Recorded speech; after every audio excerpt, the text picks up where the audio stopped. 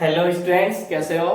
Last class में अपन ने went of factor खत्म कर लिया था। कोलिगेटिव प्रॉपर्टीज हमारा पूरा खत्म हो गया है।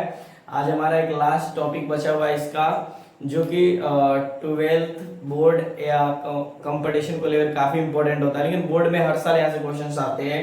इसको हम लोग थोड़ा सा कवर करते हैं, लेकिन थोड़ा डिटेल में कवर करेंगे, ठीक है ना। मतलब इसके अंदर जो हेनरी लॉ है वो हमारा बचा हुआ है, इसके बाद हमारी कहानी खत्म हो जाएगी, ठीक है ना। चलिए, तो हम लोग स्टार्टिंग करते हैं इसका एकदम बेसिक्स पार्ट से हेनरी लॉ का, ठीक है ना। कहाँ से आया, क्यों आया, ठीक है ना। चलिए, आप लोगों ने पढ़ा है टाइप्स ऑफ सॉल्यूशन, ठीक है ना। बाइनरी सॉल्यूशन और बाइनरी सॉल्यूशन। बाइनरी सॉल्यूशन हमारे पास में क्या क्या होता है, दो कंपोनेंट होते हैं, एक सॉलिड और एक सॉल्वेंट, ठीक। तो कितने मिक्सचर बनते हैं, मतलब कितने तरह के सॉल्यूशन बनते थे, यानी पूरे 9 तरह की बात किया था, ठीक है ना। बात समझ में आ रही ना। अभी हम जो बात करेंगे यहाँ पर थोड़ी सी, चलिए नाउ स्टार्ट। यहाँ पर जो बात करेंगे थोड़ा ध्यान दीजिएगा, थोड़ा इंपॉर्टेंट पॉइंट्स है। फिर types of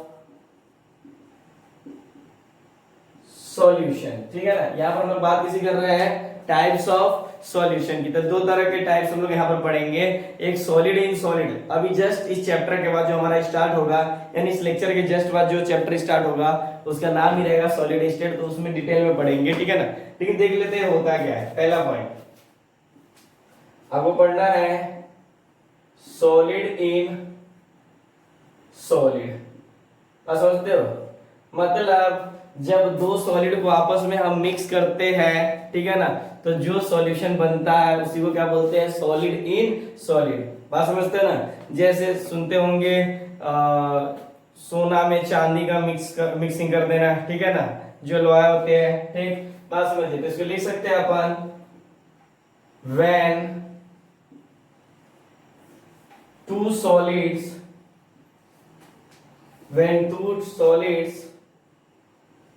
are which together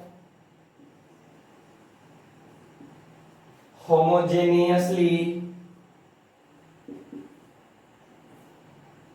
then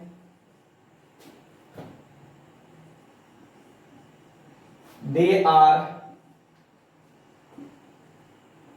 form and, ठीक है ना। बात समझ में आती है ना, इसमें कोई समस्या नहीं होना चाहिए, ठीक। इसी को क्या बोलते हैं, जब दो सॉलिड को आपस में मिक्स करते हो तो एक जैसा फॉर्म करता है जो कंपाउंड, क्या बोलते हैं उसको, लोहाइड। बात समझते हो ना। जैसे सोना के अंदर चांदी मिक्स कर देते हैं तो बहुत सारी चीजें होती है, जैसे जर्मन, सिल्वर, ईटीसी, बहुत सारी चीजें होती है, ठीक है ना।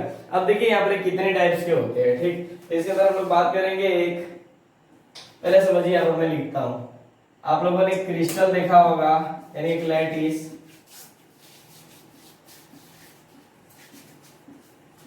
इस तरह से, ठीक है। इस तरह का मतलब क्या हो गया, सब्स्टिट्यूशनल, ठीक है ना, यानी सेम साइड वाला। इसको किस में रखा गया है, सेम साइड में, ठीक। तो इसको बोलते हैं अपन, ध्यान दीजिएगा सब्स्टिट्यूशनल, ठीक है ना, मतलब सेम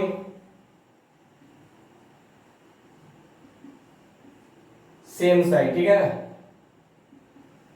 जैसे बात समझिएगा, यहाँ पर हम लोगों ने क्या करते हैं, इसको सेम साइड में रखा है, ठीक है ना। समझ में आया, इसको सब्स्टिट्यूशनल बोलेंगे। और एक बात, ये जो आप लोग गैप देख रहे हो ना, गैप, इस गैप को, इसको बोलते हैं वाइड्स, ठीक है ना। इसी को हम लोग एक और बोलेंगे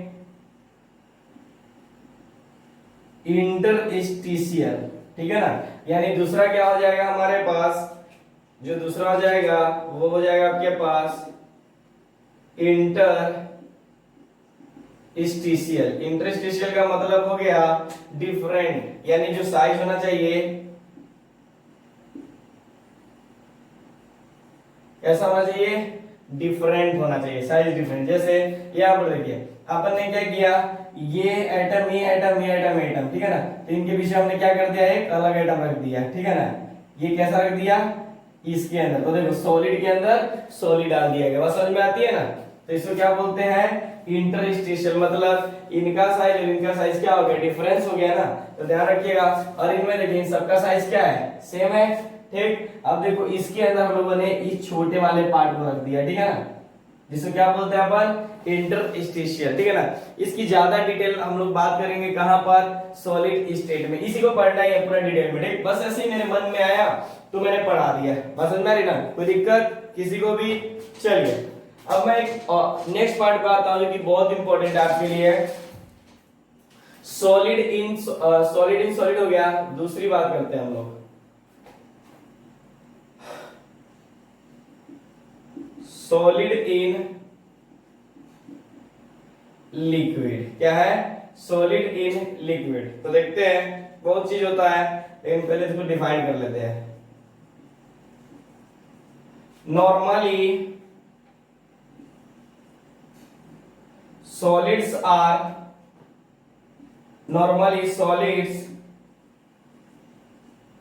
dissolve in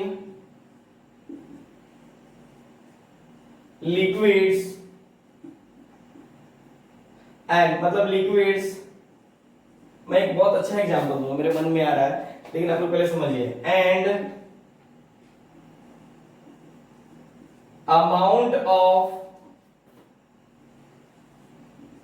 amount of solid dissolve in 100 gram of water लिखो, water to form a saturated, मतलब इससे ज्यादा ये नहीं बना पाएगा। सैचुरेटेड का मतलब ही होता है, बात समझिएगा, अगर कहीं पर अगर सैचुरेटेड लिखा हुआ है यानी इससे ज्यादा डिसॉल्व नहीं हो सकता है। बात समझ आती है ना, वेरी गुड, इतना समझिए तो बहुत बढ़िया बात। सैचुरेटेड का मतलब, ठीक है ना, of solution is known as solubility of salt, ठीक है ना। इसको और भी तरह से लिख सकते हो आप लोग, बात समझिएगा। सैचुरेटेड का मतलब जब सैचुरेटेड सॉल्यूशन बन जाए तो बात समझिएगा, क्यों कितना डिसॉल्व होगा इसकी भी बात कर सकते हो। लेकिन अगर कहीं पर लिखा हुआ है कि सैचुरेटेड सॉल्यूशन, इसका मतलब इससे ज्यादा कुछ भी डिसॉल्व इसके अंदर नहीं हो सकता है। क्या डिसॉल्व नहीं हो सकता है, तो सॉल्यूट डिसॉल्व नहीं हो सकता है, ठीक है ना। इसमें आप लोग एक तरह से और भी लिख सकते हो, ओनली लिखे दो, चलिए रुकिए मैं लिखवा देता हूं। बात समझिएगा, जो सॉलिड्स होता है वो क्या होता है मेनली कि लिक्विड में जाकर क्या होता है, सोल्यूबल होता है। लेकिन सोल्यूबल होने के लिए आपके पास कुछ एनर्जी की रिक्वायरमेंट होती है, ठीक है ना। कौन सी एनर्जी की रिक्वायरमेंट होती है, तो मैं यहां पर एक पॉइंट लिखना चाहता हूं।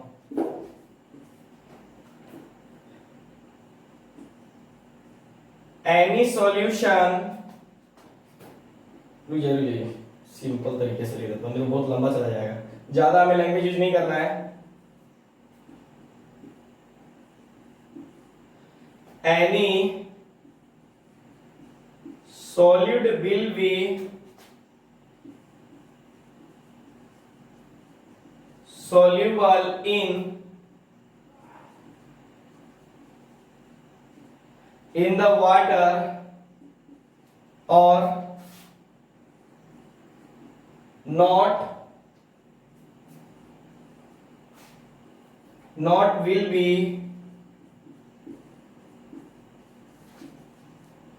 decide by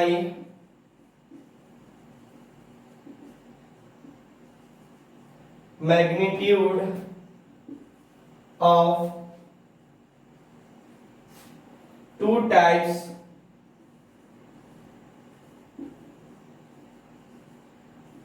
energy is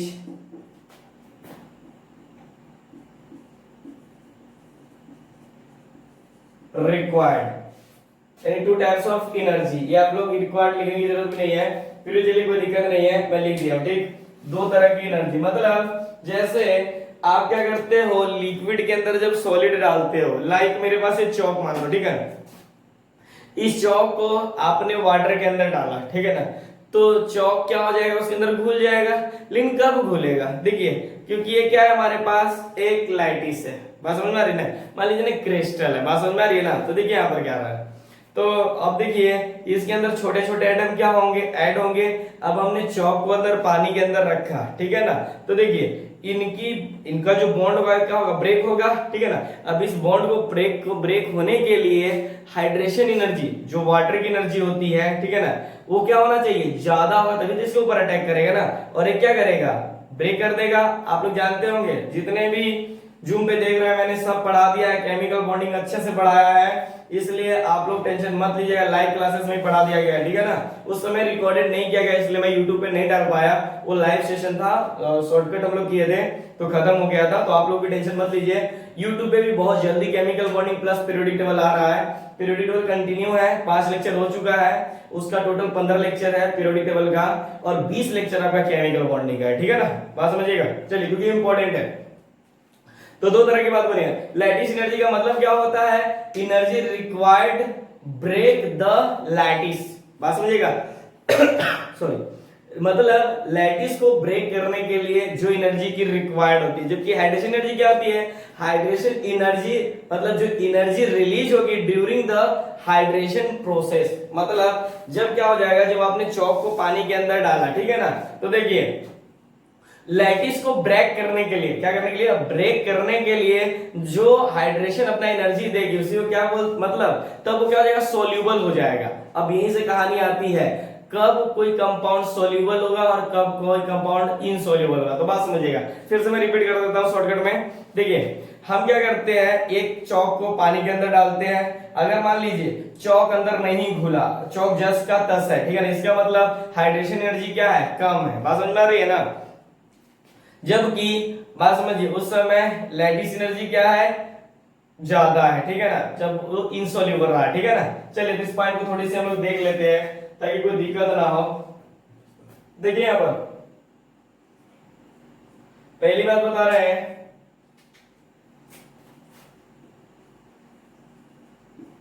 lattice energy, सभी ध्यान दीजिएगा बच्चे, जिन्होंने नहीं पढ़ा है और जो पढ़े हैं सब, जो केमिकल बॉन्डिंग में हाइड्रेशन एनर्जी या लैटिस एनर्जी नहीं पढ़े हैं, वो अभी नहीं, कुछ दिन के बाद आप टाइप कर सकते हैं यूट्यूब पे, lattice energy by Rajeev Ranjan sir आ जाएगा, ठीक है ना, या lattice energy by Alchem chemistry by Rajeev Ranjan, ठीक है ना, आप कीजिए, आ जाएगा, ठीक। देखिए लैटिस एनर्जी की बात करें तो क्या होता है, मैं थोड़ा सा डिफाइन भी कर देता हूं ताकि कोई दिक्कत ना हो। यानी एनर्जी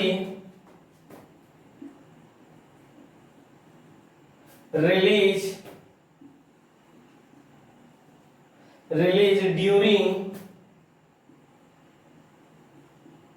ब्रेक द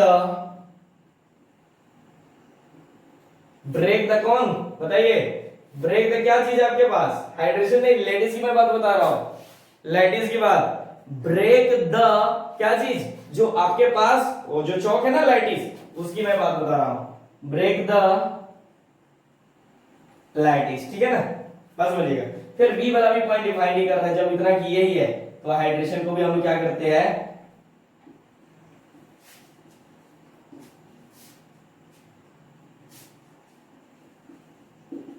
ठीक है।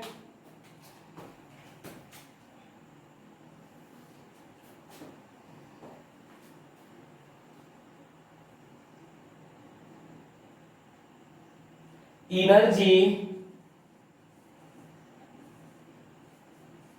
Release during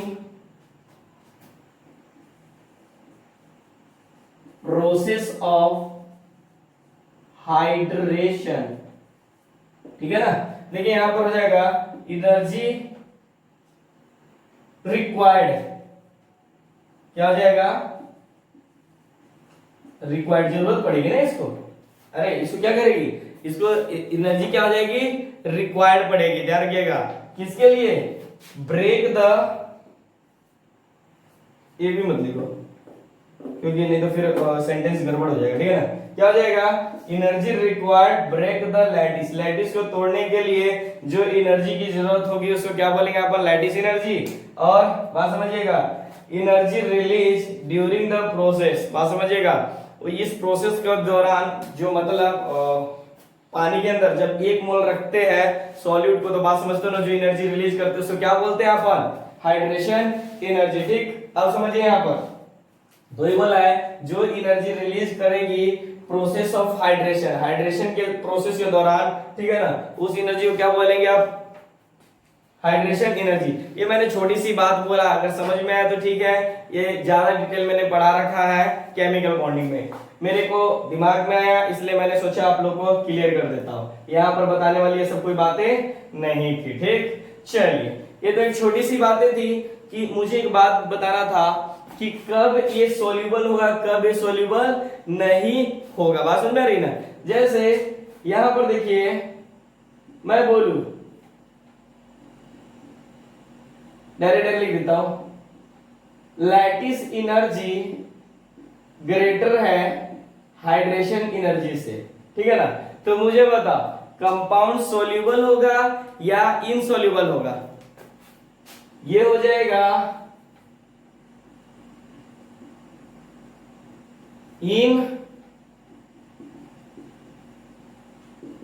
insoluble. जबकि बात करते हैं हम लोग, देखिए जो इनसॉल्युबल होगा ना, यही सब बनाते हैं क्या चीज, पीपीटी, प्रिसिपिटेट, ठीक है ना, यही बनाते हैं इनसॉल्युबल, जो बनाते हैं ना वही क्या है हमारे पास, प्रिसिपिटेट बनाते हैं। ठीक, अब बताइए यहां पर अगर हाइड्रेशन एनर्जी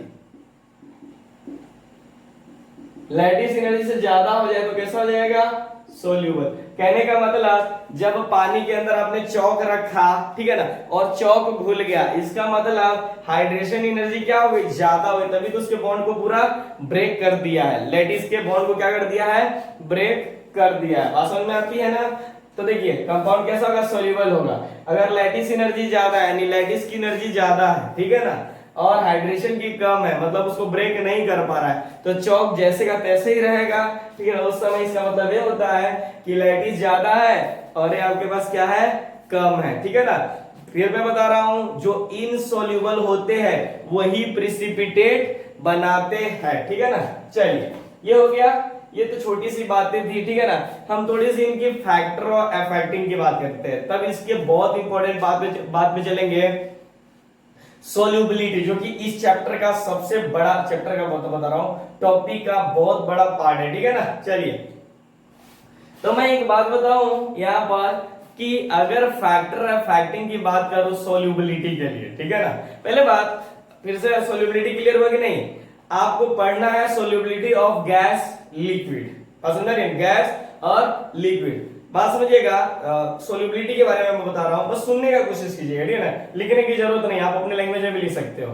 कितना सॉल्यूट प्रेजेंट है यूनिट वॉल्यूम ऑफ सॉल्वेंट में, ठीक है ना, under saturated condition. Under saturated condition का मतलब हो गया, ठीक है ना, कि जो मैक्सिमम, क्या मैक्सिमम, यानी इससे ज्यादा इसके अंदर सॉल्यूट डिजॉल्व नहीं हो सकता, सैचुरेटेड का मतलब है, ठीक है ना, कोई दिक्कत। जब सैचुरेटेड सॉल्यूशन बन जाए तो पूछो कि कितना सॉल्यूट डिजॉल्व हुआ है, बस समझ रहे ना, कितना सॉल्यूट डिजॉल्व हुआ है। तो बात समझिएगा, अमाउंट ऑफ सब्सटेंस, सब्सटेंस मतलब सॉल्यूट, इन ग्राम में होना चाहिए, dissolve in unit volume, unit volume मतलब 1 litre of a precipitate, sorry precipitate नहीं होगा, पार्टिकुलर, पार्टिकुलर मतलब सॉल्वेंट में, बात समझिएगा, सॉल्वेंट पे सॉल्युबिलिटी भी डिपेंड करेगा, मतलब सॉल्वेंट पे क्या हो जाएगा आपका, सॉल्युबिलिटी भी डिपेंड करेगा, पार्टिकुलर इसलिए मैं लगा रहा हूं, ठीक है ना, पार्टिकुलर। फिर से बताओ, amount of substance in gram dissolve in unit volume of a particular solvent to form saturated solution.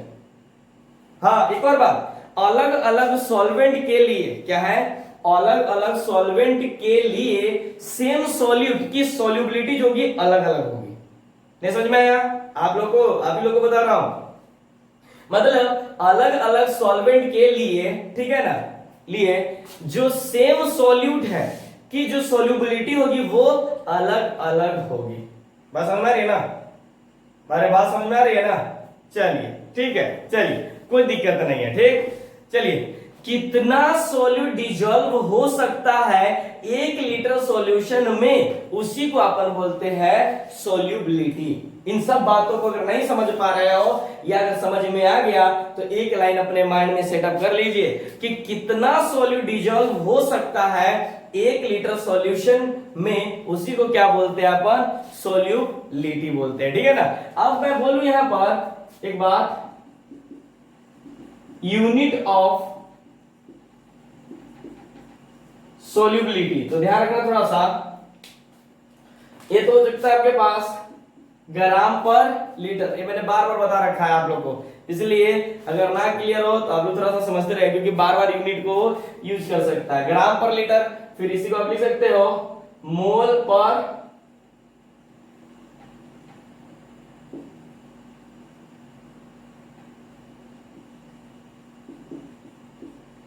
पर लीटर, या एक और याद कीजिए, इससे पहले भी मैंने बता रखा है, अगर नहीं याद आ रहा तो थोड़ा सा सोच सकते हो आप लोग भी। ठीक है ना? यानी मोल फ्रैक्शन ऑफ गैस। क्या है? मोल फ्रैक्शन ऑफ गैस। ठीक, ये छोटी सी बात है, यूनिट कभी भी पूछा जा सकता है। 12th का बोर्ड का है तो ये क्या हो जाएगा, ये 3 यूनिट मिनिमम याद करके रखना। ठीक है ना? तो यूनिट भी पूछा जा सकता है। ठीक, चलिए जो सबसे इंपॉर्टेंट पार्ट है वो अभी आना बाकी है। ठीक, चलिए अब आते हैं हम लोग factor affecting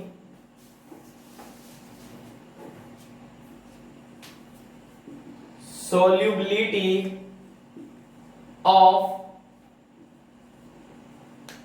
solids।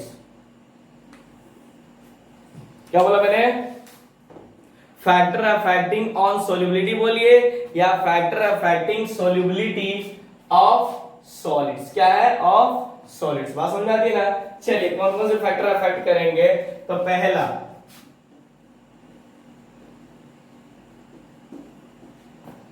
Nature of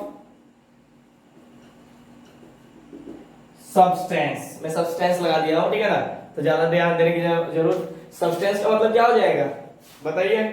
अरे लिख दीजिए ना, तो सब्सटेंस का मतलब हो जाएगा सॉल्यूट और सॉल्वेंट, दोनों की बात करेंगे। क्या हो जाएगा? सॉल्यूट और सॉल्वेंट। ठीक है ना? अब बहुत सारे बच्चे बोलते हैं सर ये और का मतलब या होगा, तो नहीं, या का मतलब नहीं, मतलब एंड लगा दो, मतलब दोनों होगा। ठीक है ना? मतलब नेचर सॉल्यूट का कैसा और सॉल्वेंट का कैसा है, ये आप लोगों को पढ़ाया भी गया हुआ है। देखिए कैसा, देखो मैं इसलिए बोल रहा हूँ पढ़ाया गया क्योंकि सच में पढ़ाया हूँ। ठीक है ना?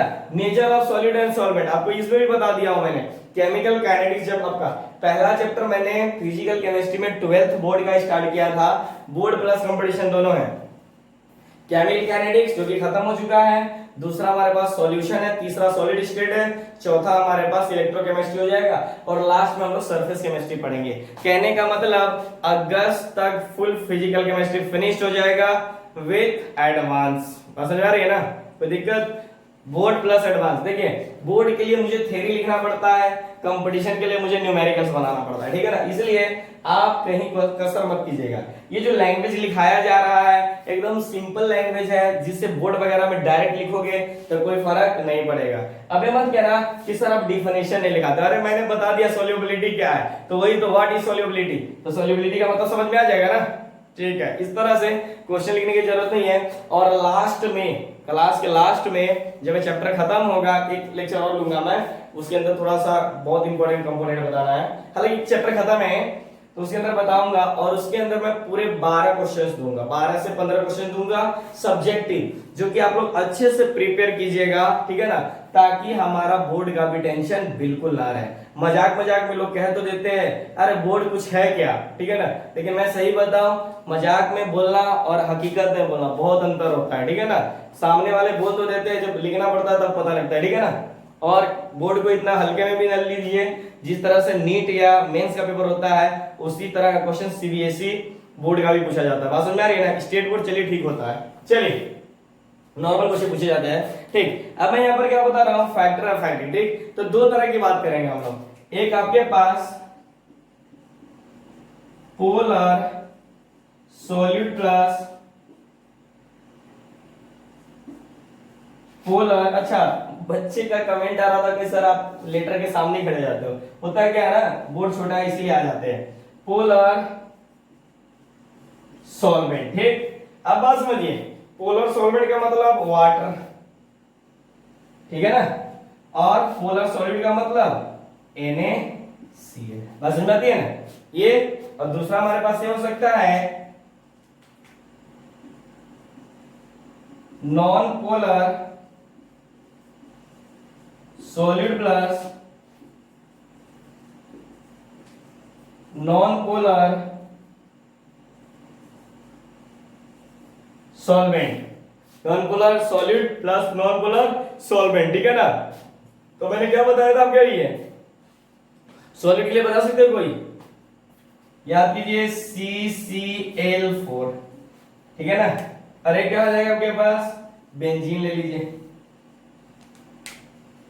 हालांकि तो बहुत पढ़े हैं, पूरा तो क्वालिटी प्रॉपर्टीज में यही सब पढ़े, ठीक है। चलिए आप इसको नोट कीजिए, मैं थोड़ी सी और बात कर रहा हूं, ठीक। जल्दी स्क्रीनशॉट ले लीजिए आप लोग। सर आप तो सामने ही खड़े हो जाते हैं, वेरी गुड है। टाइम खत्म होता है 1 2 3 4 5।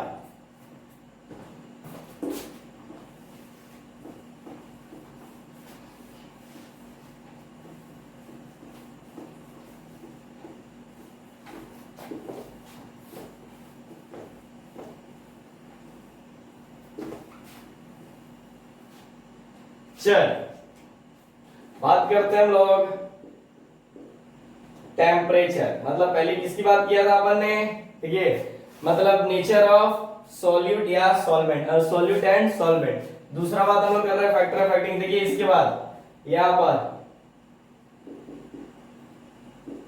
टेम्परेचर, ठीक। तो देखिए टेम्परेचर में एक बार ध्यान दीजिएगा, ठीक है ना, बार बार भी पूछेगा तो फिर आप लोग टेंशन मत लीजिएगा, ठीक है ना। देखिए यहां पर ध्यान दीजिए, सभी मैं बता रहा हूं, यहां पर जो नेट आपके पास दो तरह की बात करेंगे, इंडो थर्मिक, इसकी बात कर रहे हैं इंडोथर्मिक। इसका मतलब ये हो गया जो आपके पास नेट एक लिखो ना,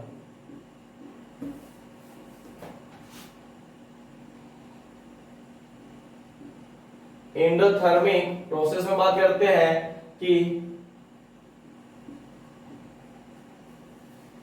solubility of salt increases with temperature increases, ठीक है ना। मतलब जब सॉल्ट ऑफ सोल्युबिलिटी इंक्रीज करेगा तो टेम्परेचर भी किस क्या करेगा, इंक्रीज करेगा। किस प्रोसेस के अंदर, इंडोथर्मिक प्रोसेस के अंदर, ठीक। अगर बात करते हैं हम लोग यहीं पर, सॉरी,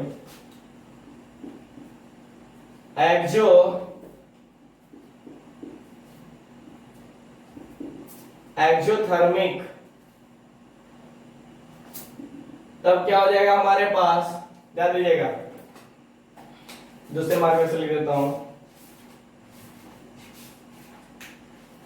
solubility ऑफ सॉल्ट, यही आ गया,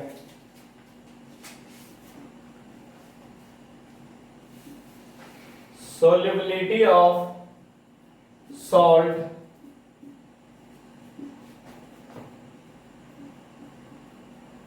डिक्रीजेज, मैं इस तरह से लिखता हूं, डिक्रीजेज विथ टेम्परेचर इंक्रीजेस, ठीक है ना। कैसा है, टेम्परेचर इंक्रीजेस। बात समझ में आती है ना, कोई दिक्कत आप लोग को या आप लोग को, ठीक है ना, दोनों में से किसी को कोई समस्या नहीं होनी चाहिए, ठीक है ना। चलिए अब जो आते हैं, जो कि बहुत बहुत बहुत बहुत बहुत इंपॉर्टेंट पॉइंट, जिसकी अभी हम लोग चर्चा कर रहे थे, सोल्युबिलिटी बार बार बोल रहे थे। तो मैंने बोला था कि जितने भी कवर किया आपने, एक बहुत सिंपल पार्ट था, ठीक है ना, जो कि आप लोगों को थोड़ा सा समझना था, सॉलिड इन सॉलिड और सॉलिड इन लिक्विड। अभी जो मैं लिखने जा रहा हूं वो बोर्ड के हिसाब से बहुत इंपॉर्टेंट है, हर साल एक नए क्वेश्चंस पूछे जाते हैं, ठीक है ना। और जब हम इसके इंटरनली पार्ट पे चलेंगे, ठीक है ना, कि प्रेशर कब इंक्रीज होगा कब डिक्रीज होगा, और जब प्रेशर को इंक्रीज करेंगे तो हमारे बॉडी पे, ठीक है ना, क्या इफेक्ट पड़ेगा, ठीक है ना, वो हम लोग लास्ट में पढ़ेंगे। ठीक, चलिए अभी आ जाइए, क्या आते हैं कि तुम्हारी काम खत्म हुई।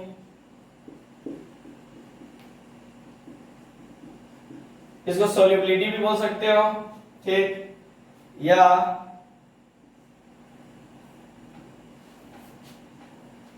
एक बात बताऊं बहुत इंपॉर्टेंट, हेनरी इसका स्पेलिंग आप लोग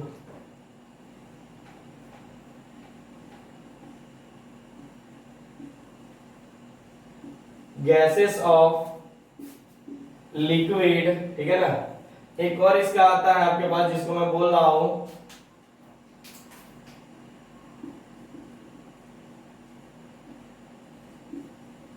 देख लीजिए इसमें ये होता है कि नहीं होता है, आप लोग बुक से देख लीजिए, ठीक है ना, समझ में आ रहा है। हेनरी लॉ, जो कि बार बार जिसका नाम आप लोगों ने बहुत बार सुन रखा होगा कहीं ना कहीं, आज हम लोग इस टॉपिक के माध्यम से पढ़ेंगे कि इसका मतलब सही में क्या है, समझ में आ रही है ना, ठीक है। सोल्युबिलिटी फिर से मैं बता रहा हूं, कितना सॉल्यूट प्रेजेंट है यूनिट वॉल्यूम ऑफ सॉल्वेंट में अंडर सैचुरेटेड कंडीशन, क्या है, अंडर सैचुरेटेड कंडीशन, मतलब सॉल्यूट मैक्सिमम उसके अंदर क्या हो सकता है, डिजॉल्व। बात समझ में आ रही ना, कोई दिक्कत, यानी सैचुरेटेड बात का समझिएगा, यानी जब सैचुरेटेड सॉल्यूशन बन जाए तब पूछो कि कितना सॉल्यूट डिजॉल्व हुआ है, ठीक है ना। कहने का मतलब amount of substance in gram dissolving unit volume of a particular solvent to form saturated solution, ठीक है ना।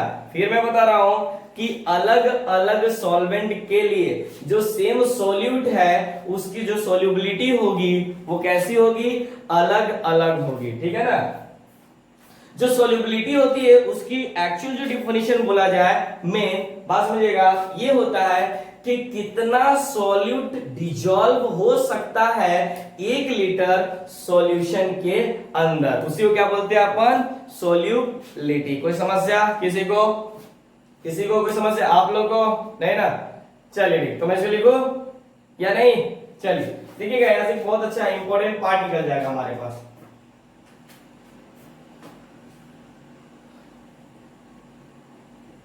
देखिए यहां पर मैंने इसको नीचे इसलिए लिख दिया क्योंकि मेरे पास स्पेस नहीं था, मतलब इसी को अपन ये भी बोल सकते हैं हेनरी लॉ, जो कि बहुत बहुत इंपॉर्टेंट, यहां पर मैं लिख देता हूं इंपॉर्टेंट +2, ठीक है ना। यहां पर देखिए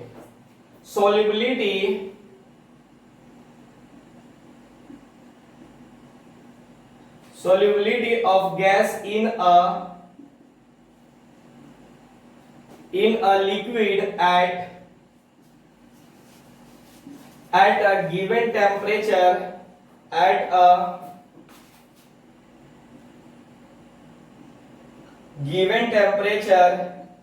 is directly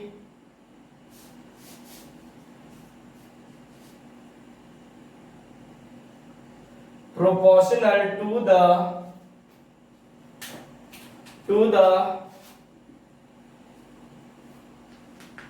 pressure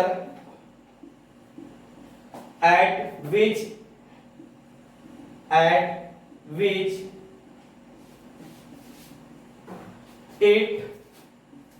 is dissolved। समझ रही ना क्या बोला मैंने, बात समझिएगा सभी लोग, आप लोगों को भी बोल रहा हूं, गौर कीजिएगा, कोई टेंशन लेने की जरूरत नहीं है। मतलब जो solubility of gas in a liquid at a given temperature is directly proportional to the pressure at which it is क्या चीज, dissolve। बात समझ आती है ना। अगर मैं इनके लिए P मान लेता हूं, लेट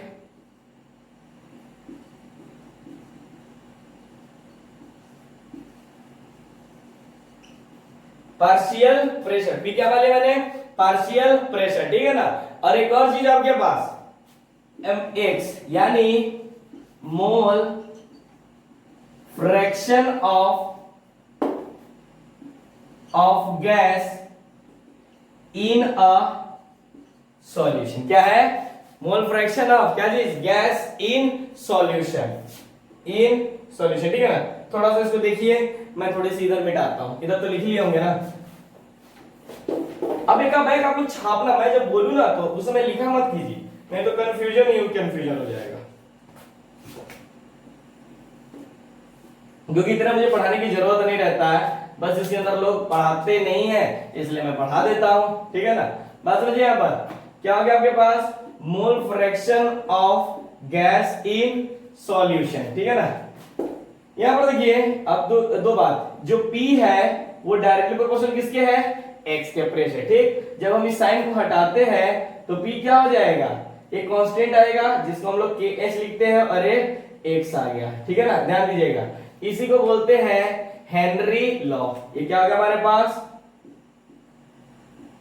हेनरी लॉ। यहां पर जो आप लोग देख रहे हो ये यार क्या चीज, KH, इसको बोलते हैं हेनरी कांस्टेंट, ठीक है ना। बात समझ में आ रही है ना, कोई दिक्कत नहीं, वेरी गुड। चलिए अब आते हैं, ये देखिए याद रखिए, तो आपको ध्यान रखना, यहां से मैं क्वेश्चन कुछ बताऊंगा। जस्ट जेई ने जे 2000 में भी 15 या 17 में पूछा गया, जे एडवांस की बात बता रहा हूं, नॉर्मल क्वेश्चन नहीं, ठीक है ना। एक तो 2009 में भी पूछा गया था जेई का, ठीक है ना, लेकिन एक 17 में भी पूछा गया था, डायरेक्ट क्वेश्चन था, थोड़ा सा घुमा दिया हुआ था, ठीक है ना। तो ध्यान रखिएगा, जब भी जेई का क्वेश्चन पूछेगा अदरक हलवा तो देगा नहीं, आराम से देगा कि आप लोग अच्छे से बना रहे हो कि नहीं, आपका कॉन्सेप्ट क्लियर है या नहीं, ठीक है ना। चलिए अब पढ़ते हैं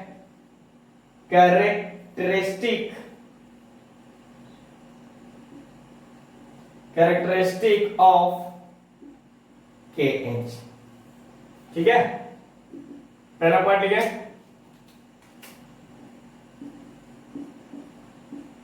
इट हैज, देखिए कुछ नहीं है, नॉर्मल है सब, ठीक है। अब तो कहानी की तरह हो गया, it has same unit of pressure, ठीक। दूसरी बात मतलब क्या होना चाहिए, सेम होना चाहिए, क्या चीज, प्रेशर। उसके बाद different gases have different value of KH, ठीक। समझ में आती है ना, यहां पर लिख देता हूं मैं, ठीक है। Third point,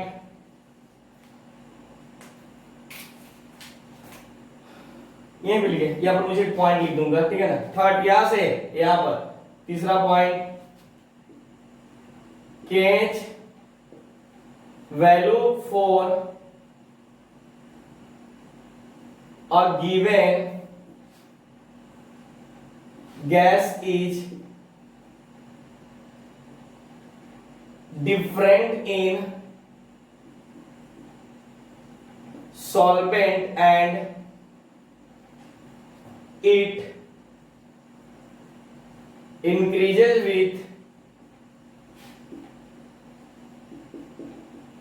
increases of temperature. क्या है, इंक्रीजेज ऑफ टेम्परेचर। एक पॉइंट और बच रहा है, उसको लिख लीजिए, ठीक है। मतलब अरे ये समझ में आ रहा कि H value for a given gas is different in solvent and it increases with increases. अगर ये इंक्रीज करता है, ठीक है ना, तो क्या हो जाएगा, ये भी साथ में क्या करेगा, इंक्रीज कर जाएगा। कौन, टेम्परेचर, यानी टेम्परेचर के साथ, यानी higher is the value of KH of a gas lower with नहीं होगा, lower will be its solubility। बस हो जाती है ना। बस एक इनकी कुछ कैरेक्टरिस्टिक है जो कि ध्यान रखिएगा। देखिए यही है आपका मेन हेनरी लॉ। बात समझ में आती है ना। ऊपर ऊपर गया। देखिए इसका मतलब समझ में आया कि नहीं, आप लोग को बोल रहा हूं, ठीक है ना। यानी जिस गैस की KH वैल्यू बढ़ जाएगी तो उसका सोल्यूबिलिटी भी क्या हो जाएगा, उसका सोल्यूबिलिटी क्या हो जाएगा। देखिए ध्यान से, फिर तो प्रॉब्लम होगा। Higher is the value of KH, जिसकी वैल्यू KH मतलब जिसकी KH बढ़ जाएगी, lower will be the stability, sorry stability नहीं, सोल्यूबिलिटी। अब यहीं से एक कहानी मैं बताऊंगा तुम्हें छोटी सी, ठीक है ना, छोटी सी, कि प्रेशर बढ़ने से क्या हो जाएगा। प्रेशर बढ़ने से, जैसे देखो एक बात बता रहा हूं, आप लोग पहले समझिएगा यार। मैं सोल्यूबिलिटी का एक बहुत बहुत बहुत इंपॉर्टेंट पॉइंट है जो कि थोड़े से हमारे पास प्रॉब्लम क्रिएट करता है। ठीक, चलिए जैसे हम लोगों ने कहा गया इस सोल्यूबिलिटी को पढ़ा, solubility gas off liquid A. देखिए इसका मतलब क्या है मैं बता रहा हूं, ठीक, इनकी बात बता रहा हूं। Solubility of gas in a liquids at a given temperature is directly proportional, मिट क्या लगता है, प्रोपोर्शनल, ठीक है ना, to the pressure at which it is dissolve. ठीक, बात समझिएगा, सभी ध्यान दीजिए आप लोग, ठीक है। मतलब अगर टेम्परेचर, मान लीजिए टेम्परेचर अगर कम हुआ तो गैस की काइनेटिक एनर्जी क्या हो जाएगी, क्या हो जाएगी, गैस की काइनेटिक एनर्जी क्या हो जाएगी, कम की ज्यादा। यस, मार्कर दिखिए, मार्कर, बस समझिएगा। यहाँ पर आप ही लोग को बता रहा हूं और आप लोग दोनों सुनिएगा इसका ओरिजिनल, सोल्यूबिलिटी का ओरिजिनल मतलब क्या होता है, कैसे बढ़ता है, यही से क्वेश्चन पूछा जाएगा। ठीक, जैसे टेम्परेचर अगर कम हुआ तो गैस की काइनेटिक एनर्जी क्या हो जाएगी, कम की ज्यादा। पढ़े हो, गैसेस स्टेट में पढ़े हो। टेम्परेचर अगर कम हुआ तो गैस की काइनेटिक एनर्जी कम हो जाएगी, और काइनेटिक एनर्जी कम हो गई तो उसकी स्कैप होने की टेंडेंसी क्या हो जाएगी, बढ़ जाएगी कि घट जाएगी। स्कैप होने की टेंडेंसी घट जाएगी। क्या हो जाएगी आप लोगों की, स्कैप होने की टेंडेंसी कम जाएगी। बात समझ आती है ना। हम बात करते हैं पार्शियल प्रेशर की, जो भी प्रेशर की बात क्या है, यानी प्रेशर जितना ज्यादा होगा, बात समझिएगा, प्रेशर जितना ज्यादा होगा, किसकी बात बता रहा हूं मैं यहां पर, ये अगर प्रेशर जितना ज्यादा होगा, ठीक है ना, गैस की सोल्यूबिलिटी भी लिक्विड के अंदर ज्यादा होगी। पॉइंट समझिएगा, इसकी बात बता रहा हूं, इस प्रेशर की, यानी प्रेशर जितना ज्यादा होगा गैस की सोल्यूबिलिटी लिक्विड के अंदर क्या हो जाएगी, ज्यादा हो जाएगी। ठीक है ना। इस बात को सबसे पहले किसने बोला, तो हेनरी ने बोला। किसने बोला, हेनरी ने बोला। ये ध्यान रखिएगा, सबसे पहले किसने बोला, तो हेनरी ने बोला। बात समझ आती है ना, कोई दिक्कत नहीं। हालांकि मैं तुम्हें एक बात भी बताता हूं, ठीक है ना, अगर ये देखा जाए यहां से कि जब प्रेशर बढ़ेगा, बात समझिएगा, जब प्रेशर बढ़ेगा, अब मैं एक डायरेक्ट पूछ सकता हूं क्वेश्चन कि अगर प्रेशर बढ़ रहा है, ठीक है ना, तो मुझे बताइए जो सोल्यूबिलिटी है बढ़ेगी या घटेगी। चलिए ठीक है, अभी बहुत सारी बातें कर रहा हूं, पहले इसको छापिए तो पूरा जल्दी।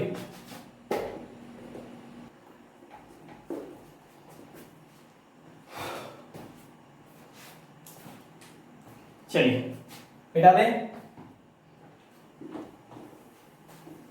देखिए कोई पॉइंट छोड़िएगा मत, ठीक, ताकि लिखा रहेगा तो समझने में आपको दिक्कत ना हो। लेक्चर ना समझ में आने पर दोबारा लेक्चर को फॉलो कीजिए, क्योंकि इससे अच्छा कंटेंट आपको कहीं भी नहीं मिलेगा। देख लीजिएगा, आप अगर कहीं से पढ़ते हैं ना, बुक्स में मिलेंगे जल्दी, ठीक है ना, हाँ, लेकिन एनसीईआरटी में हेनरी का थोड़ा सा लॉ बताया गया, इसलिए मैंने यहाँ पर अच्छे से क्लियर करा है। ठीक, चलिए, इसलिए नोट्स अच्छे से बनाइए, ठीक है ना। ऐसा नोट्स आपको कहीं भी नहीं मिल पाएगा जल्दी, मैं लिख के दे रहा हूं। चलिए अब क्या करते हैं, जितना पढ़े हैं अपन, ठीक है ना, उस पे क्वेश्चन करते हैं। जेई 2009 में क्वेश्चन पूछा गया था, बहुत बार पूछा गया है, 2017 में भी पूछा गया है। 2017 में पूछा गया था वो एडवांस का क्वेश्चन है, अभी मेरे पास अवेलेबल नहीं है क्वेश्चन, ठीक है ना। बट एक क्वेश्चन मुझे याद है जो 2009 में पूछा गया था, उसको मैं लिखता हूं। बट आप लोग 2017 में जाकर जो एडवांस का पेपर हुआ था उसके अंदर हेनरी लॉ पे क्वेश्चन आया था, बहुत इजी आया था, ठीक है ना। तो ध्यान दीजिएगा, ठीक है। चलिए और बना भी लीजिएगा। चलिए क्वेश्चन में लिखता हूं यहां पर, ये पूछा गया हुआ है जे 2009 में, ठीक। देखो डायरेक्ट हम लोग लिखते हैं, जो आपके पास हेनरी कांस्टेंट था, ठीक है ना, वो दिया हुआ था आपके पास केच ऑफ N2, ये आपके पास दे रहा है लगभग 5 ATM। वैल्यू चेंज भी हो सकता है, ठीक है ना, एग्जैक्ट, क्योंकि क्वेश्चन मुझे वैल्यू तो एकदम होगा नहीं माइंड में सेटअप कि उसी को छाप दिया जाए, इसलिए थोड़ा ध्यान दीजिएगा। 5 ATM कुछ भी ATM हो सकता है, मैंने ले लिया 5 ATM, लेकिन क्वेश्चन है 2009 का ये, ठीक। 5 ATM the mole fraction of N2 in air, ठीक है ना। अच्छा, एयर N2 मतलब एयर के अंदर N2 कितना परसेंट हो जाता है, 80%, ठीक है ना। तो पॉइंट में चेंज करेंगे तो 0.8 होता है, ध्यान दीजिएगा। एक आपसे पूछ रहा है calculate the calculate the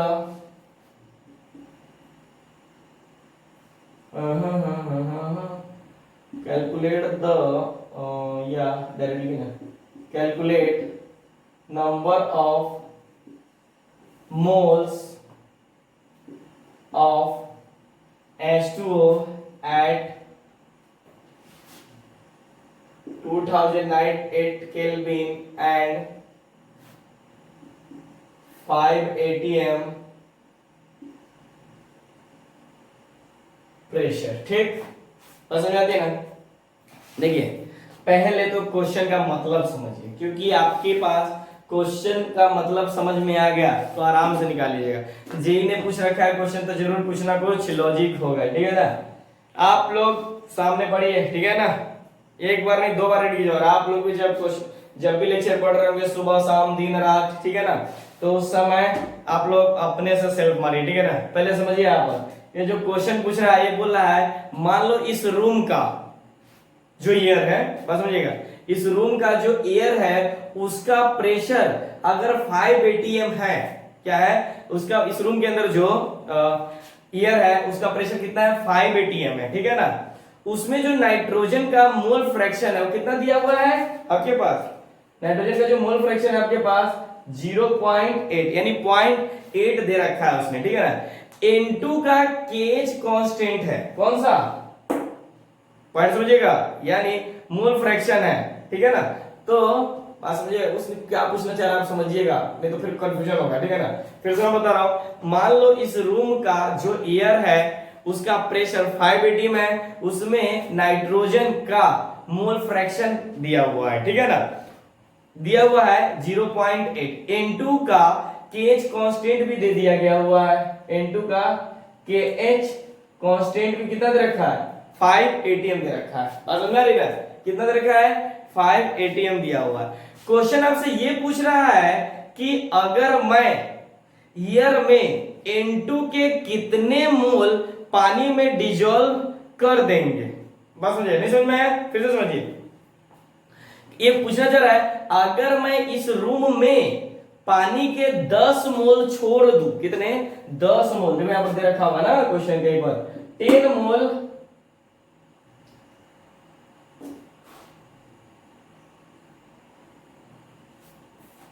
question आपके पास, एक मिनट, क्वेश्चन ये अधूरा है लगता है मेरे को।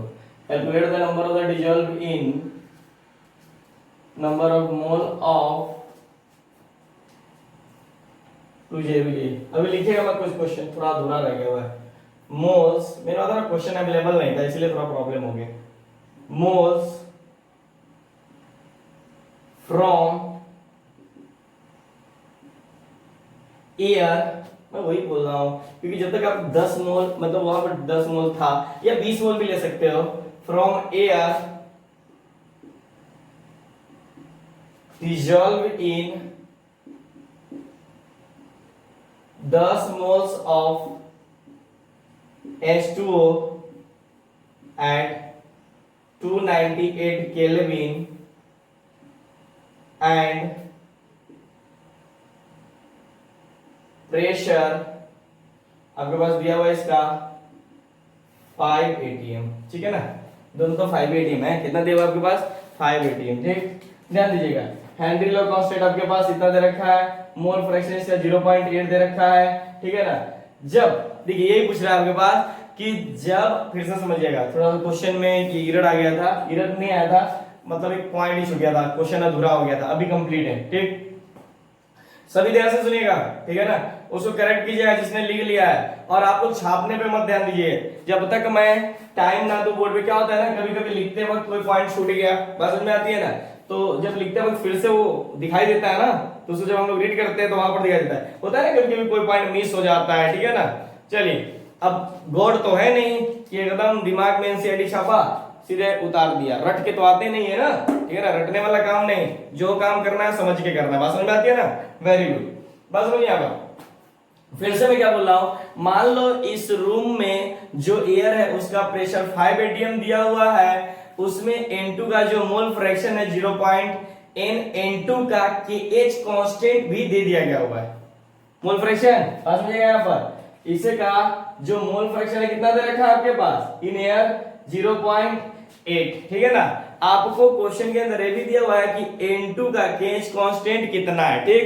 अब देखिए अभी क्वेश्चन में क्या पूछना चाह रहा है कि अगर मैं इस रूम में वाटर के 10 मोल दे दूं, मतलब इस रूम के अंदर वाटर कितने मोल दे दूं, 10 मोल छोड़ दूं, तो उस एयर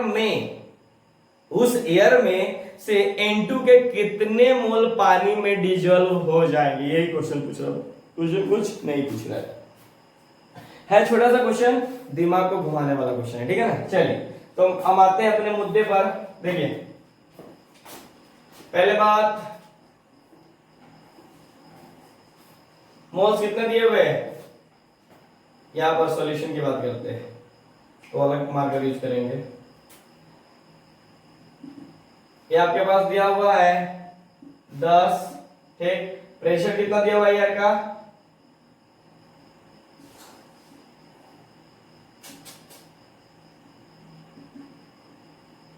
फाइव एटीएम, ठीक। आप लोग एक बात जानते हो क्या, यहां से P is equal to KH into x, क्या चीज N2 ना, यही है ना, मोल फ्रैक्शन और इतना। अब बताइए हमें प्रेशर निकालना है, क्या चीज निकालना है, पार्शियल प्रेशर निकालना है, ठीक है। तो यहीं से निकालते हैं, जो पार्शियल प्रेशर हो जाएगा आपके पास, यहां पर इसकी बात बता रहा हूं, पार्शियल प्रेशर अब किसका,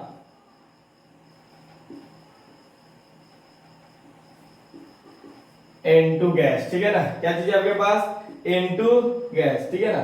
बताइए क्या क्या हो जाएगा आपके पास,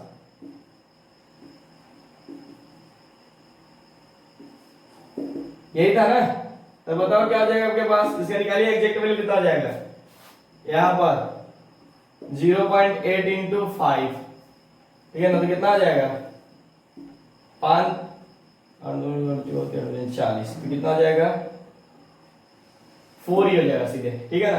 अब करना कुछ नहीं है, इस p की वैल्यू हम लोग क्या कर सकते हैं, रख सकते हैं, पुट अप कर सकते हैं, अरे 4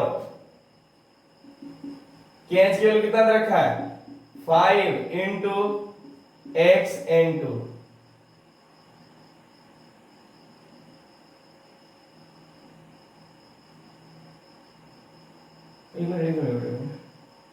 ये तो आपके पास 4 इंटू 10 का पावर कितना हो जाएगा ना, तो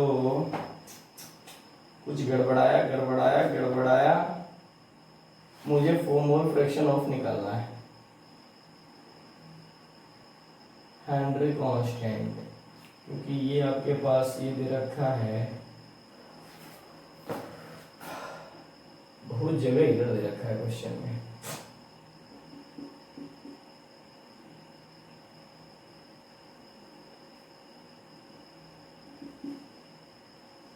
10 का पावर 5 है, ठीक है ना।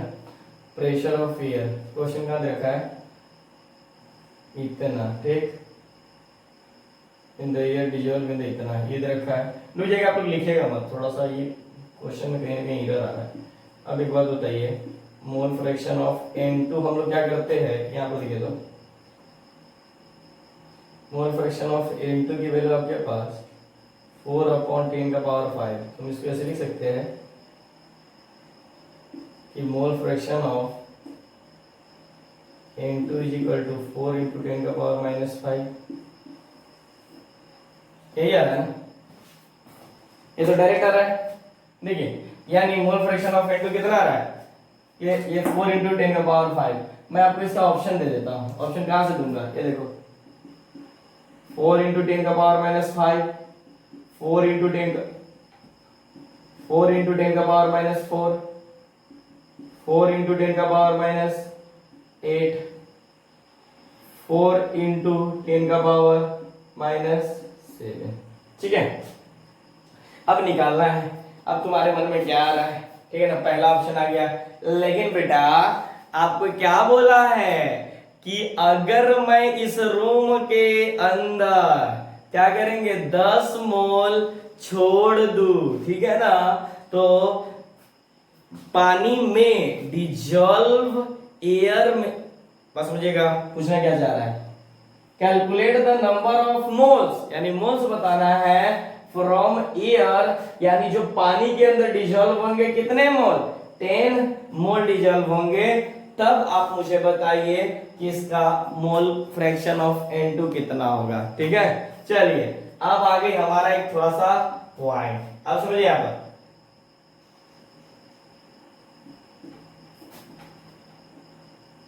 तब तो हमें थोड़ा सा, अब जानते ही हो x N2 बराबर कितना है, 4 इंटू 10 का पावर -5। ठीक है ना, एक बात बताइए, 4 मोल फ्रैक्शन ऑफ है तो आप इसको ऐसे लिख सकते हो, mole of N2 upon mole of N2 plus mole of H2। ठीक, इसकी वैल्यू यहाँ पर कितना होगी, 1 होगी। ठीक है, अगर ये 1 होगी तो इसकी वैल्यू कितना हो जाएगी, देखो 4 इंटू 10 का पावर -5 अपॉन 4 इंटू 10 का पावर -5 प्लस 1 के सामने वैल्यू क्या है, निग्लिजिबल, इसको क्या कर दीजिए, निगलेक्ट कर दीजिए। ठीक, अब समझिए यहाँ पर इसको निगलेक्ट कर दीजिएगा। जब निगलेक्ट कर दीजिएगा तो ये वैल्यू कितना हो जाएगी, यानी x इंटू 4 इंटू 10 का पावर -5 और कितना मोल बोला उसने डिजॉल्व हो जाएगा, 10, तो 10 से मल्टीप्लाई कर दीजिए। ठीक, तो फाइनली से आंसर कितना आ जाएगा, 10 का पावर -4। ये आपका एग्जैक्ट आंसर आ जाएगा। लेकिन कितनों ने तो यहीं पर आंसर निकाल दिया होगा। ठीक है, लेकिन देखिए अभी क्या करिएगा ना, क्वेश्चन थोड़ा सा एरर बहुत ज्यादा हो गया, जिसके कारण हमें काफी मतलब प्रॉब्लम का सामना करना पड़ा है। ठीक है ना, चल, लेकिन अभी हमारा सब क्लियर हो गया, कोई दिक्कत नहीं है। ठीक, आप लिखना पसंद करोगे या नहीं लिखना पसंद करोगे, ठीक है, तो जल्दी लिखो।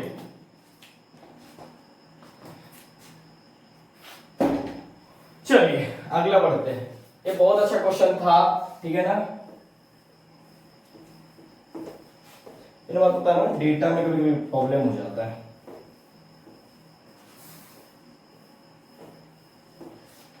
चलिए मैं आपसे यहां पर पूछ रहा हूं, next, limitation of Henry law. ठीक, पहला, pressure of gas is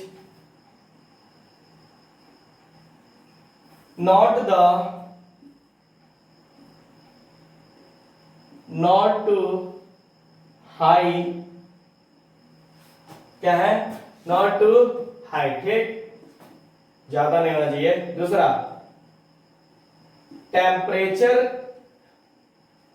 is not too कम होना चाहिए। ठीक है ना, उसके बाद थर्ड पॉइंट है हमारे पास, gas should not be highly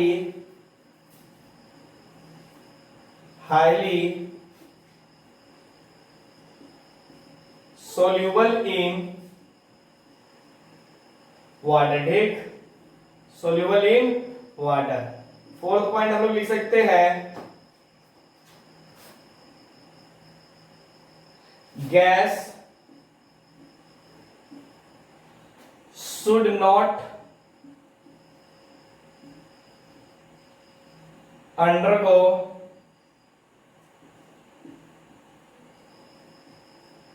any reaction with a solvent and association, ये सब लिखने की जरूरत नहीं है, कथा Ramayan, and association in the solvent, ठीक है ना, थोड़ा ध्यान रखिएगा हमेशा, ठीक। चलिए थोड़ी सी, अब जब इतनी सारी बातें कर ही ली है तो बेचारा हेनरी का हम लोग क्या बात कर लेते, थोड़ी सी इनकी बात करते हैं, क्या बोलते हैं, एप्लीकेशंस की, जो कि बहुत इंपॉर्टेंट है। बायोलॉजिकल टर्म बायोलॉजी वाले स्टूडेंट के लिए काफी फायदेमंद रहता है, ठीक है। तो चलिए देखते हैं।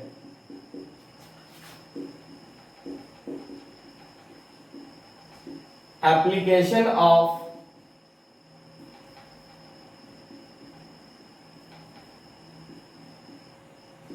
केज, क्या है, एप्लीकेशन ऑफ केज। पहला point,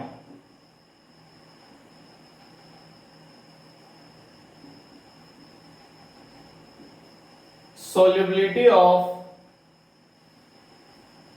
CO2 gas, solubility of CO2 gas in cold drinks, ठीक है ना।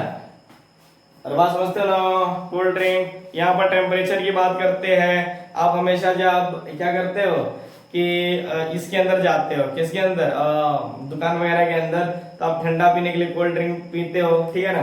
तो आप कैसा पीते हो, ठंडा पीते हो कि गर्म पीते हो, देखना बड़ा, जब आप गर्म ले, बाहर दुकान पे तो रखा ही रहता है ना, तो देखना जब आप जाओगे तो बाहर वाला नहीं लोगे, ठीक है ना। अगर बाहर वाला लेते हो पीते हो ना, मतलब वो गर्म हो जाए, ठीक है ना, तो क्या होता है, ध्यान रखिएगा, जब वो गर्म हो जाएगा, ठीक है ना, तो उसका स्वाद बहुत ही अजीब लगेगा। हम क्या करते हैं, उसकी टेम्परेचर को बहुत कम कर देते हैं, क्या कर देते हैं, उसकी टेम्परेचर को कम कर देते हैं, किनकी, अरे कोल्ड ड्रिंक की, ठीक है ना।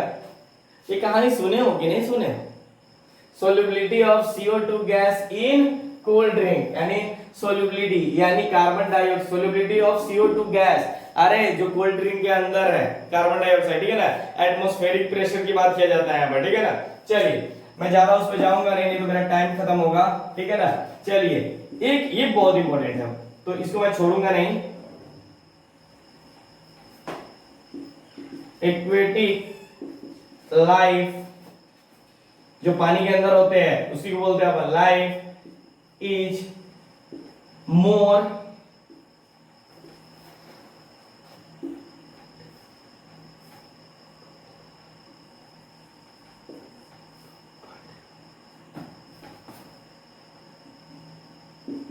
इन कोल्ड, क्या है आपके पास, इनकी जो लाइफ होगी क्या हो जाएगी, कंफर्टेबल, ठीक है ना। यहां पर देखिए इसका स्पेलिंग, कंफर्टेबल होना चाहिए, ठीक है ना, बात समझिए। अरे पानी के अंदर के जो जीव जंतु होते हैं उनकी बात बता रहे हैं, ठीक है ना। चलिए अच्छा एक बात बताइए, मैं अगर यहाँ पर बात करता हूं कि प्रेशर बढ़ेगा, ठीक है ना, प्रेशर बढ़ेगा, तो प्रेशर की बात बता रहा हूं, तो जो ऑक्सीजन बॉडी के अंदर जो ऑक्सीजन वर्क कर रहा है, ठीक है ना, उसकी क्वांटिटी बढ़ेगी या कमेगी, आप बता सकते हो अगर बायोलॉजी के स्टूडेंट हो तो।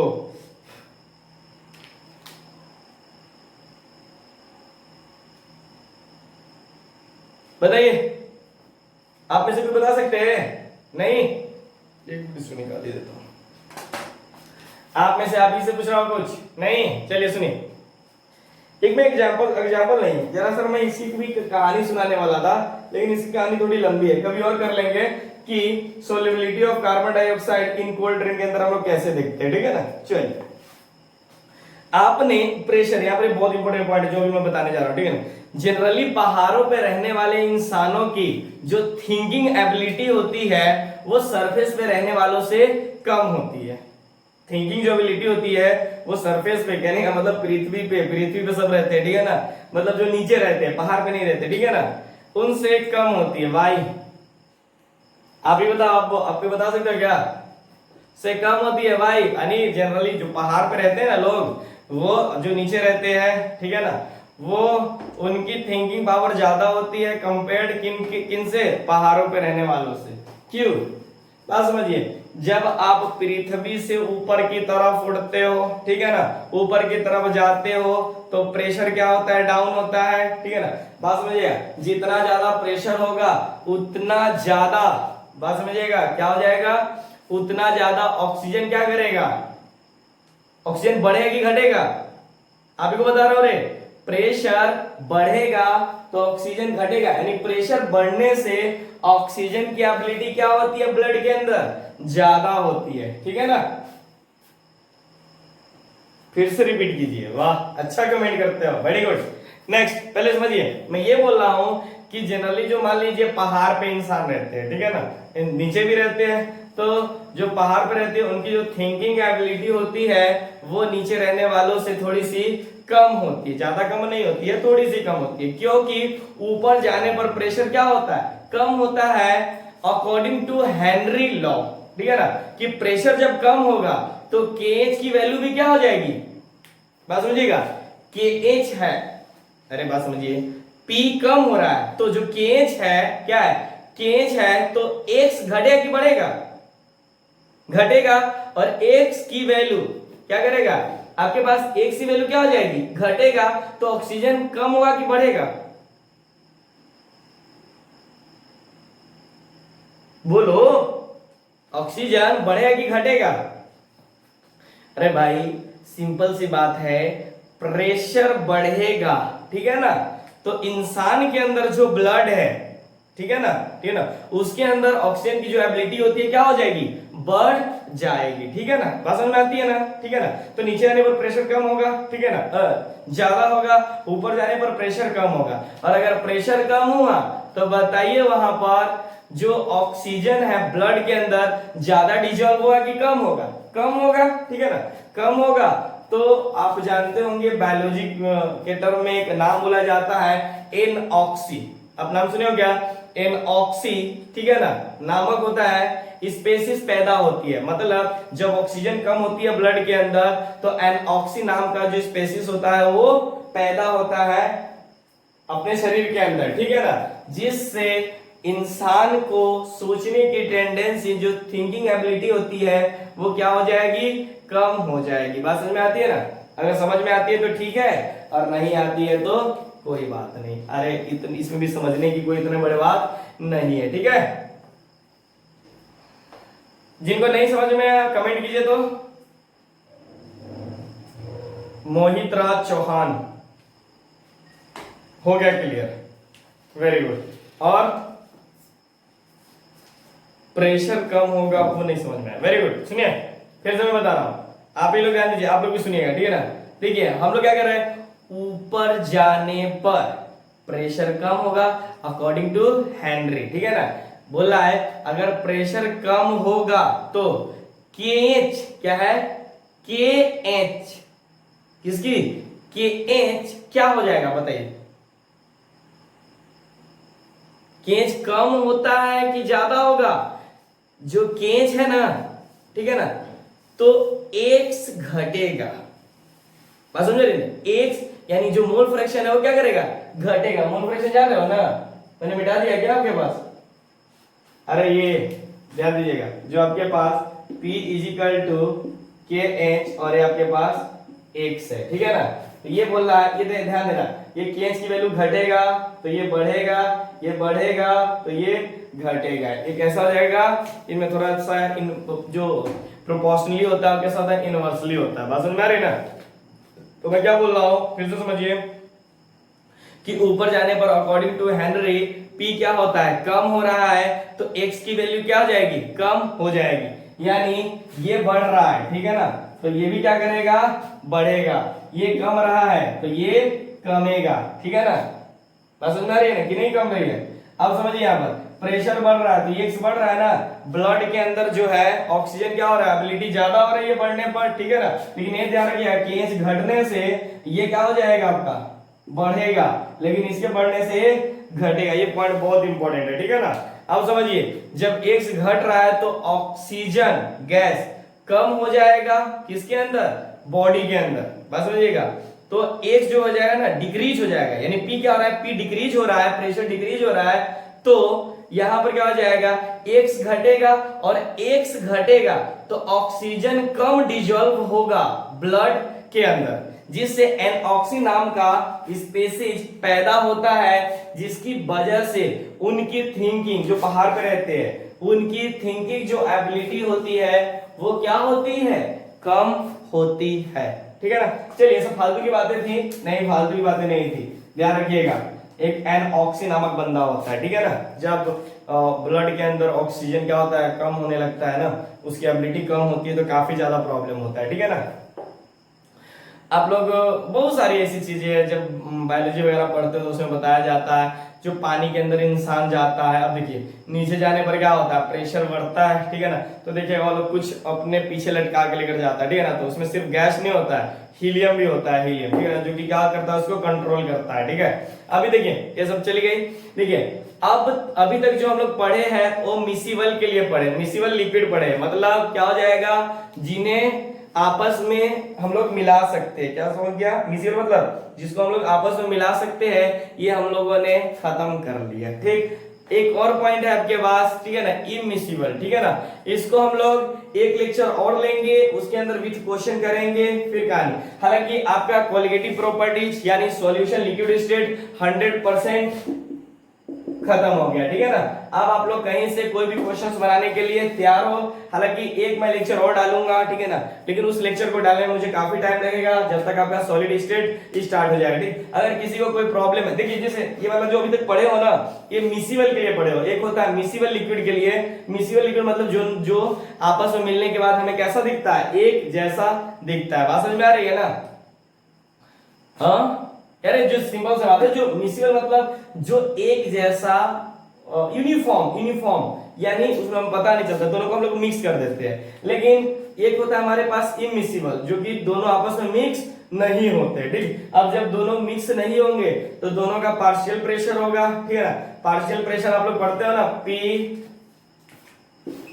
Not A is equal to P not, यानी आपके पास ये हो गया, P A की बात कर रहा था, P नॉट A और x से, ठीक है ना, और P भी है तो P not B into x B, ठीक है ना, यानी एक्स भी है, ठीक। अब मैं बता रहा हूं कि एक क्या है, ये दोनों क्या हो रहा है, मिक्स आपस में नहीं हो रहा है, ठीक है ना, मिक्स नहीं हो रहा है, तो जो इसकी वैल्यू है वही रह जाएगी, जो इसकी वैल्यू है वो वही रह जाएगी, ठीक है ना, चेंज नहीं होगा, ठीक। इनकी बात करेंगे हम लोग जब अगर कोई लेक्चर पढ़े, एक लास्ट लेक्चर पढ़ेंगे, लेकिन उसका ताल्लुक आपके यहाँ से नहीं है, मतलब ऐसा नहीं है कि इसको छोड़ देंगे तो हमारा क्वेश्चंस नहीं बनेगा, ठीक है ना। मिसिबल हम लोगों ने खत्म कर लिया, मे भी टाइम मिला तो हम लोग इमिसिबल भी डाल देंगे, ठीक है ना। ओके थैंक यू, ठीक है।